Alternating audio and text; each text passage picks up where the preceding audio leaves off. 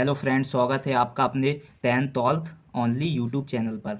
तो आज सूर्यकांत त्रिपाठी निराला एक कबीर हैं, उनका साहित्य परिचय पढ़ेंगे, जिसमें आप जीवन परिचय पढ़ेंगे उनकी रचनाएं पढ़ेंगे, काव्यगत विशेषताएं पढ़ेंगे और जो साहित्य में उनका स्थान रहा है वो पढ़ेंगे। तो सबसे पहले बात करेंगे इनके सूर्यकांत त्रिपाठी निराला के जीवन परिचय की। ये एक महान कवियों में इनका स्थान आता है। तो देखते हैं इनके जीवन परिचय के बारे में। सूर्यकांत त्रिपाठी निराला का जन्म सन 1899 बोले तो 1899 ईसा में बसंत पंचमी के दिन बंगाल के मेदिनीपुर जिले की महिसादल नामक रियासत में हुआ था। जो सूर्यकांत त्रिपाठी निराला का जो जन्म 1899 बसंत पंचमी के दिन और बंगाल के मेदिनीपुर जिले के महिसादल नामक स्थान जो रियासत थी वहाँ पर इनका जन्म हुआ था। ठीक है। इनके जो पिता थे राम सहाय त्रिपाठी, वो मूलतः उत्तर प्रदेश के उन्नाव जिले के गढ़ाकोला के रहने वाले थे। जो इनके पिताजी थे सूर्यकांत त्रिपाठी निराला जी के जो पिताजी थे वो उत्तर प्रदेश के उन्नाव जिले के गढ़ाकोला के रहने वाले थे, किंतु नौकरी के कारण वे बंगाल चले गए थे। ठीक है। जो सूर्यकांत त्रिपाठी के पिता थे वो उत्तर प्रदेश के गढ़ाकोला के रहने वाले थे, किंतु उन्हें नौकरी के चक्कर में बंगाल जाना पड़ा। ठीक है। इनकी माता का जो निधन 3 वर्ष बाद ही हो गया।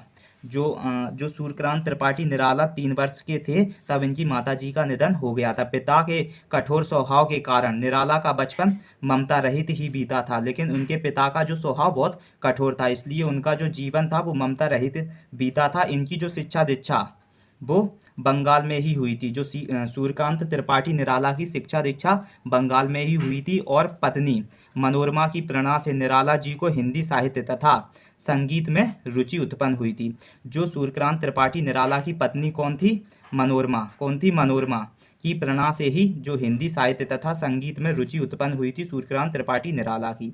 इन्होंने स्वाध्याय से संस्कृत बांग्ला तथा अंग्रेजी का ज्ञान प्राप्त किया। रामकृष्ण परमहंस तथा विवेकानंद के विचारों से विशेष प्रभावित हुए।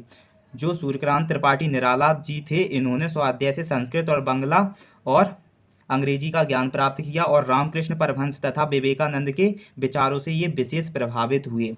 जीवन भर संघर्ष करते रहने वाले निराला जी का सन 1961 में निधन हो गया था। इनका जो निधन 1961 में हो गया था। और ये रामकृष्ण परमहंस जो विवेकानंद जी के गुरु थे, रामकृष्ण परमहंस, उनके विचारों से ये बहुत प्रभावित हुए थे। और इनने कौन कौन सी रचनाएं की हैं वो देख लेते हैं। सूर्यकांत त्रिपाठी निराला की जो प्रमुख काव्य कृतियाँ इस प्रकार हैं, प्रमुख रचना है। इन्होंने अनामिका, परिमल जैसी विशेष जो रचनाएं की हैं और गीतिका, तुलसीदास इन्हीं की रचना है। और अड़ीमा और बेला और आराधना, अपरा, गीत गूंज, कुकुरमुता और नैपथ्य। जो कुकुरमुता किसकी रचना है? सूर्यकांत त्रिपाठी। इन्होंने कुल 11 प्रमुख रचनाएं की हैं, जिसमें तुलसीदास भी इन्हीं की रचना है और अड़ीमा, बेला, आराधना, अपरा, गीत गूंज और कुकुरमुता और नैपथ्य ये इनकी प्रमुख रचना है। अब बात करते हैं काव्य विशेषताएं की। जो काव्यगत विशेषताएं, इनमें 2 खंड होते हैं। एक खंड आ जिसमें भाव पक्ष होता है और खंड बा जिसमें इनके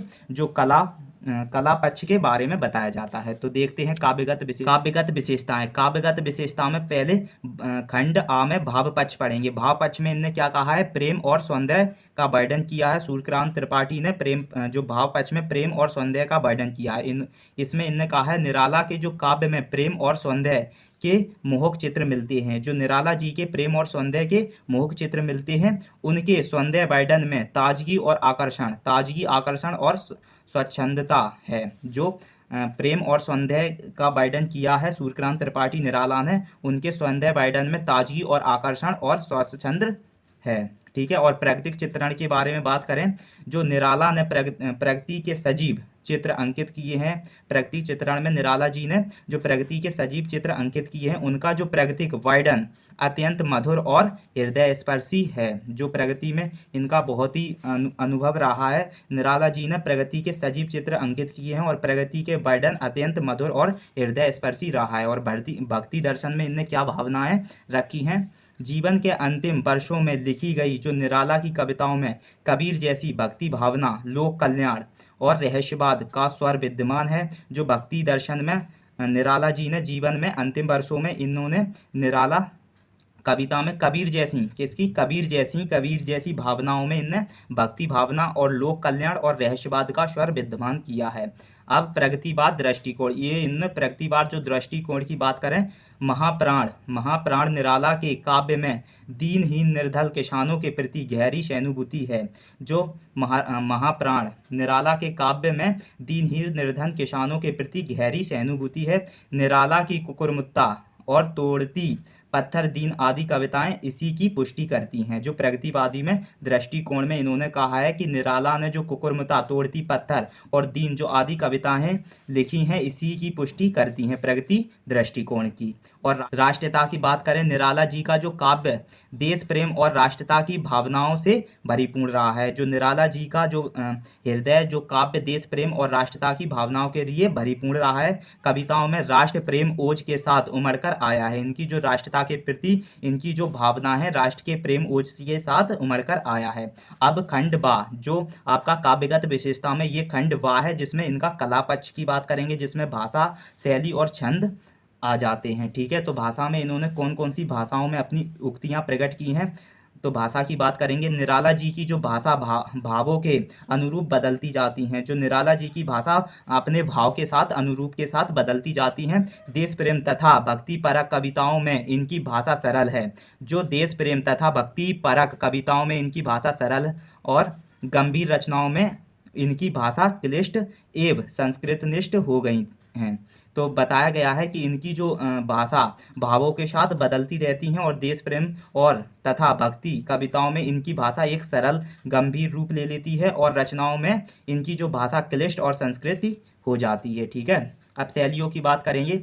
शैली में निराला की दो शैलियाँ स्पष्ट हैं। जो शैली में निराला जी की दो शैलियाँ स्पष्ट हैं। पहली शैली में इन्होंने कहा है कि उत्कृष्ट छायावादी गीतों में प्रयुक्त लंबी तत्सम एवं दुरूह शैली। जो उत्कृष्ट छायावादी गीतों में इन्होंने लंबी और प्रयुक्त तत्सम एवं दुरूह शैली का वर्णन किया है। और दूसरी शैली में इनने सरल और प्रभावपूर्ण प्रचलित उर्दू के शब्द लिखे और व्यंग्यपूर्ण और चुटीली शैली लिखी। ठीक है, ये इन्होंने शैली के इनके दो शैलियों को स्पष्ट रूप से बताया है जिसमें पहले में इनने उत्कृष्ट छायावादी गीतों में प्रयुक्त लंबी तत्सम एवं दुरूह शैली और दूसरे में सरल प्रभाव प्रचलित उर्दू के शब्द व्यंग्यपूर्ण और चुटीले शैली लिखे गए हैं। ठीक है, छंद की बात करेंगे। इनके जो छंद रहे हैं, तो निराला ने जो छंद के क्षेत्र में नए नए प्रयोग किए हैं। अपने तुकांत एवं अतुकांत दोनों प्रकार के छंद लिखे हैं। मुक्तक छंद को अपने ही जन्म दिया है इन्होंने। जो मुक्तक छंद को ही इन्होंने ही जन्म दिया है। जो मुक्तक छंद होते हैं वो सूर्यकांत त्रिपाठी निराला के ही एक दिए हुए मुक्तक छंद हैं। ठीक है, निराला ने जो छंद के क्षेत्र में नए नए प्रयोग किए हैं और इन्होंने तुकांत और अकुकांत दोनों प्रकार के छंद दिए हैं। कौन से? तुकांत और अतुकांत, जो दोनों छंद किसने? निराला जी ने दिए हैं। और मुक्तक छंद का जो जन्म वो निराला जी के ही द्वारा किया गया है। अब बात करते हैं साहित्य में जो स्थान रहा है सूर्यकांत त्रिपाठी निराला जी का जो साहित्य में स्थान आधुनिक कवियों में महाप्राण निराला का एक उत्कृष्ट स्थान है। जो महान कवि थे, आधुनिक कवियों में जो महान कवि थे वो महाप्राण में निराला जी का एक अलग ही उत्कृष्ट स्थान रहा है। वे मुक्तक के जनक थे। वे किसके? मुक्तक के जनक थे। मुक्तक एक छंद है, मुक्तक छंद के वे जनक थे। जो मुक्तक छंद की उत्पत्ति वो निराला ही जी ने की है। ठीक है, निराला जी ने हिंदी कविता को नई दिशा प्रदान की है। जो हिंदी कविताओं को नई दिशा निराला जी ने प्रदान की है। इन्होंने हिंदी कविता को नवीन विषयों और शैलियों से समृद्ध किया है। इन्होंने नई हिंदी कविताओं को नवीन विषयों और शैलियों से समृद्ध किया है। निराला जी हिंदी के मूर्धन्य रचनाकार हैं। जो निराला जी हैं वो हिंदी के मूर्धन्य नए रचनाकार रहे हैं। तो आपको ये होप समझ में आ गया होगा, जिसमें निराला जी का आपने जीवन परिचय पढ़ा है और रचनाएं पढ़ ली हैं, काव्यगत विशेषताएं देख ली हैं और साहित्य में इनका स्थान देख लिया है। तो आई होप आपको समझ में आ गया होगा। और एक एक रचनाएं इनकी बहुत ही इंपॉर्टेंट रचनाएं होती हैं। अगर आपको कॉम्पिटिटिव एग्जाम्स की तैयारी कर रहे हो तो इनकी रचनाएं जरूर याद कर लें, क्योंकि मैं जो चैनल्स पर नोट्स बैच सा होता है उस PDF में मैं इनके जो नोट्स प्रोवाइड कर देता हूं। ठीक है, तो आपको इनके जो रचनाएं हैं वो आप ज़रूर देख लें। और अगर आपको ये अच्छे से समझ में आ गया हो तो प्लीज़ चैनल को लाइक एंड सब्सक्राइब कर लें, जिससे कि मैं अलग नई नई वीडियो लाता हूँ तो इसका नोटिफिकेशंस आपको जल्द मिल जाए।